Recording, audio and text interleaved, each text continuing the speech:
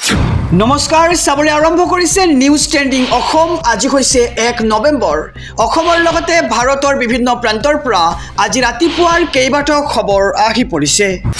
জনাইছো আজিৰ প্ৰথমটো খবৰে সমগ্ৰ ৰাজ্যবাসীৰ বাবে এটি ডাঙৰ খবৰ বিগ ব্ৰেকিং নিউজ জুবিন গাৰ্গৰ ঘটনাক লৈ আহি গল বিগ আপডেট অহা 15 ডিসেম্বৰত ওলাই পৰিব ঘটনাৰ আৰৰ সকলো কথা ৰাজ্যৰ মুখ্যমন্ত্ৰী ডক্টৰ হিমন্ত বিশ্ব শৰ্মাৰ স্পষ্ট ঘোষণা এই মুহূৰ্তৰ খবৰ জনাইছো এটি ডাঙৰ খবৰ জুবিন গাৰ্গে ন্যায় পাবই 15 ডিসেম্বৰত জুবিন গাৰ্গৰ ঘটনাক লৈ এসআইটিয়ে প্ৰকাশ কৰিব সকলোবোৰ তথ্য এসআইটিয়ে নিৰ্দিষ্ট সময়ত দাখিল কৰিব এখন চাৰ্জশিট আৰু ইতিমধ্যে বহু অগ্ৰগতি লাভ কৰা হৈছে জুবিন গাৰ্গৰ এই ৰহস্যজনক ঘটনাৰ আৰু অহা 15 ডিসেম্বৰত জুবিন গাৰ্গৰ ঘটনাৰ এসআইটিয়ে প্ৰকাশ কৰিব সকলো তথ্য একাংশই কৈছে ন্যায় লাগে জাস্টিস লাগে বিগত এমাহ ধৰি একাংশই ন্যায় দিবৰ বাবে নখোৱা নেমেলাকৈ চেষ্টা কৰি আছে আৰু ন্যায়ৰ বাবে চেষ্টা কৰি থকা লোকসকলৰ বাবে আমি প্ৰাৰ্থনা কৰিব লাগে social media justice for Zubeen Garg লিখিলে ন্যায় পোৱা নাযায় এনেদৰে এতিয়া মন্তব্য কৰিছে ৰাজ্যৰ মুখ্যমন্ত্ৰী গৰাকীয়ে আৰু ন্যায় দিবৰ বাবে দিনে ৰাতিয়ে পৰিশ্ৰম কৰিব লাগিব আৰু এসআইটিয়ে সেই পৰিশ্ৰম কৰি আছে আৰু যাৰ বাবে সমগ্ৰ ৰাজ্যবাসীয়ে অহা 15 পৰা 17 ডিসেম্বৰৰ ভিতৰত সকলোবোৰ তথ্য গম পাই যাব আৰু সকলো তথ্যপাতি মেডিকেল এভিডেন্সৰ পৰা ইলেক্ট্ৰনিক এভিডেন্সক লৈ সকলো কৰি আছে আৰু যিসকলৰ মনত জুবিন গাৰ্গে ন্যায় নাপাব বুলি অলপ সন্দেহ আছে তেওঁলোকে অহা 15 ডিসেম্বৰত উত্তৰ পাই যাব আৰু সেই লোকসকলে 15 ডিসেম্বৰত ক'ব লাগিব যে অসমৰ এসআইটিয়ে জুবিন গাৰ্গক ন্যায় দিলে আৰু এই ডাঙৰ মন্তব্য কৰিছে ৰাজ্যৰ মুখ্যমন্ত্ৰী ডক্টৰ হিমন্ত বিশ্ব শৰ্মাই জনাইছো খবৰটো যে জুবিন গাৰ্গে ন্যায় পাবই 15 ডিসেম্বৰত জুবিন গাৰ্গৰ ঘটনাক লৈ এসআইটিয়ে প্ৰকাশ কৰিব সকলোবোৰ তথ্য আৰু এসআইটিয়ে এটা নিৰ্দিষ্ট সময়ত দাখিল কৰিবৰ চাৰ্জশিট ইতিমধ্যে বহু অগ্ৰগতি লাভ কৰা হৈছে আৰু অহা 15 ডিসেম্বৰত জুবিন গাৰ্গৰ ঘটনাৰ এসআইটিয়ে প্ৰকাশ কৰিব সকলোবোৰ তথ্য জনাইছো আজিৰ দ্বিতীয় নম্বৰ খবৰটো সমগ্ৰ ৰাজ্যবাসীৰ বাবে আৰু এটি ডাঙৰ খবৰ বিগ ব্ৰেকিং নিউজ জুবিন গাৰ্গৰ মৰণোত্তৰ পৰীক্ষাৰ চূড়ান্ত প্ৰতিবেদন অসম আৰক্ষীক দাখিল কৰিছে ছিংগাপুৰ আৰক্ষী এই মুহূৰ্তৰ খবৰ জনাইছো এটি ডাঙৰ খবৰ ছিংগাপুৰ আৰক্ষীয়ে দাখিল কৰিলে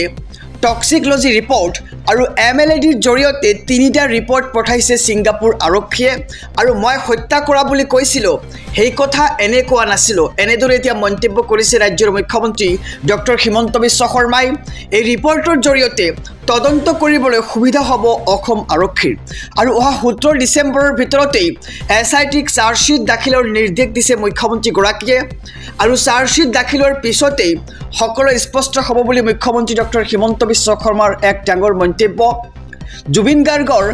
মৰণোত্তৰ পৰীক্ষাৰ চূড়ান্ত প্ৰতিবেদন দাখিল কৰিছে ছিংগাপুৰ আৰক্ষীয়ে আৰু ছিংগাপুৰ আৰক্ষীয়ে দাখিল কৰিলে টক্সিকোলজি ৰিপৰ্ট আৰু এমএলএডিৰ জৰিয়তে তিনিটা ৰিপৰ্ট পঠাইছে ছিংগাপুৰ আৰক্ষীয়ে অসম আৰক্ষী আৰু অহা 17 ডিসেম্বৰৰ ভিতৰতেই এসআইটিক চাৰ্জশিট দাখিলৰ নিৰ্দেশ দিছে মুখ্যমন্ত্ৰী গৰাকীয়ে আৰু চাৰ্জশিট দাখিলৰ পিছতেই সকলো স্পষ্ট হ'ব বুলি এক ডাঙৰ মন্তব্য মুখ্যমন্ত্ৰী ডক্টৰ হিমন্ত বিশ্ব শৰ্মাৰ আহিছো পৰৱৰ্তী খবৰৰ মাজলৈ ৰাজ্যবাসীৰ বাবে আৰু এটি ডাঙৰ খবৰ জুবিন গাৰ্গৰ অন্তিমখন সিনেমা সপোনৰ সিনেমা ৰৈ ৰৈ বিনালে মুকলিৰ আজি দ্বিতীয়টো দিন আৰু মুক্তিৰ দ্বিতীয় দিনাও ৰেকৰ্ড ৰৈ ৰৈ বিনালেৰ পুৱাৰে পৰাই সিনেমা হলৰ বাহিৰত দৰ্শকৰ ভিৰ দেখিবলৈ পোৱা গৈছে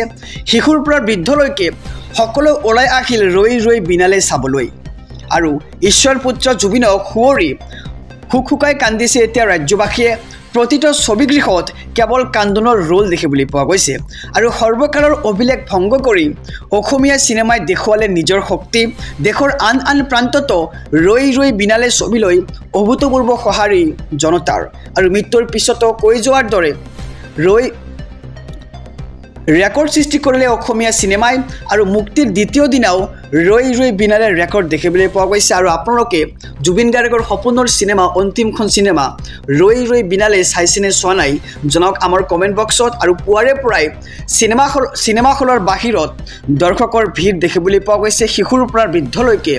সকলো ওলাই আহিল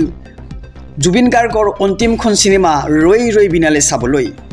জনাইছো আৰু এটি ডাঙৰ খবৰ বিগ ব্ৰেকিং নিউজ জুবিন গাৰ্গৰ ঘটনাক লৈ মুখ্যমন্ত্ৰীৰ ডাঙৰ ঘোষণা মই ব্ৰডকাষ্টত যি কৈছিলোঁ সকলো ভাবি চিন্তি কৈছিলোঁ এই মুহূৰ্তৰ খবৰ জনাইছোঁ এটি ডাঙৰ খবৰ জুবিন গাৰ্গৰ ঘটনাক লৈ মুখ্যমন্ত্ৰী ডক্টৰ হিমন্ত বিশ্ব শৰ্মাৰ আৰু কেইবাটাও বৃহৎ ঘোষণা এবাৰ জুবিন গাৰ্গে ন্যায় পাবই বুলি মুখ্যমন্ত্ৰীয়ে 100% স্পষ্টীকৰণ দিছে আৰু 17 ছেপ্টেম্বৰত অসমবাসীয়ে পাব প্ৰকৃত তথ্য মুখ্যমন্ত্ৰীয়ে যি কথা কয় ভাবি চিন্তিয়ে কয় আৰু সিএমএ এটা কথাও উপৰুৱাকৈ নকয় মই কিমান আত্মবিশ্বাসী ইয়াৰ পৰাই আপোনালোকে বুজি লওক আৰু অসমবাসীয়ে ভাবিবলৈ বাধ্য হ'ব যে কিদৰে জুবিন গাৰ্গৰ ন্যায়ৰ বাবে যুঁজ দিয়া হৈছে আৰু বৃহৎ তথ্যৰে এছআইটিৰ ৰিপৰ্ট হ'ব